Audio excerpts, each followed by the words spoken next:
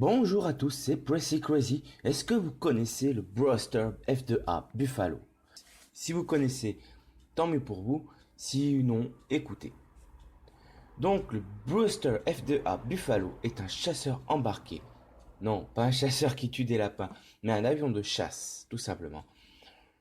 Cet avion fut construit par la Corporation Brewster Aeronautical.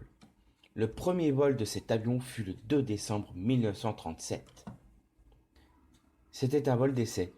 Un avion devait passer plusieurs heures de vol test avant la mise en circulation. Il fut en service 2 ans après, en juin 1939, à cause du début de la guerre. La compagnie construit au total 509 avions entre 1938 à 1941 et il retira tous les Buffalo en 1948. Ça fait bien 9 ans de service. Il était âgé ce petit avion, hein. Dans cet avion, il y avait une place pour un pilote, un seul pilote. Il était équipé d'un moteur de type Wright Air 1820 de 9 cylindres en étoile, qui faisait au total une puissance de 1200 chevaux. Je peux vous parler de sa taille. C'est important pour un avion. Et celui-ci mesurait 10,60 mètres d'envergure à partir de la pointe de l'aile gauche à l'aile droite. Sa longueur était de 8 mètres avec une hauteur de 3,60 mètres de haut. Sa surface à l'air faisait 19,40 mètres carrés. La surface à l'air, c'est tout simplement les ailes. Quand l'avion vole, il repose sur les ailes et sur une partie du fuselage. Et c'est ça qui est calculé en fait. En parlant du fuselage, je vais vous en parler aussi. Un fuselage tout en métal. C'est rare au début de la guerre, mais Brewster l'ont fait avec un cockpit fermé. Au moins le pilote, il n'avait pas la tête à l'air libre, donc il n'était pas gelé en fait. Qui dit fuselage dit poids de l'avion.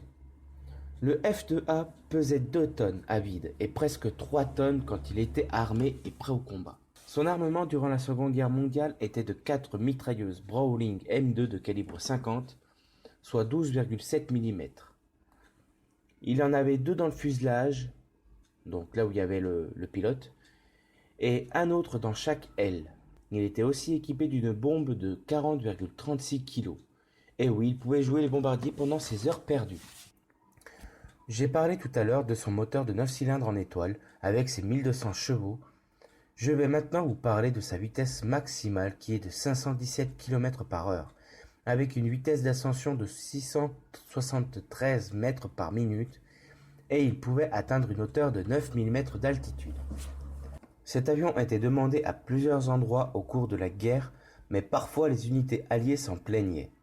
Les forces militaires des pays où le F2A a été mal vu étaient la Belgique, l'US Navy, en Méditerranée, les Britanniques, les Australiens, les Néo-Zélandais, à Singapour et la Birmanie.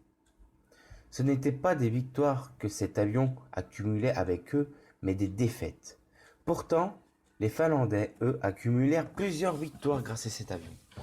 Chez eux, ce fut des victoires, des exploits et des soldats qui sont restés en vie. Je vais vous parler de ses points faibles à notre petit Buffalo. Il surchauffait beaucoup, et c'est pourquoi, en Finlande, il était puissant. Le moteur ne gelait pas et il surchauffait pas. Et il était lourd. Pourtant, ses points forts sont les suivants. Une bonne vitesse, avec un bon aérodynamisme et une bonne manœuvrabilité. C'était Pressy Crazy. Merci d'avoir regardé la vidéo jusqu'au bout. Moi, je vous dis à très bientôt pour d'autres vidéos sur l'histoire des avions de guerre. Bye! Son armement durant la Seconde Guerre mondiale était de 4 mitrailleuses Browning M2 de calibre 50, soit 12,7. Il était aussi équipé d'une bombe de 40 circuits, une bonne vitesse, avec un bon... Oh putain, ça me casse les couilles. Une bonne vitesse, avec un bon...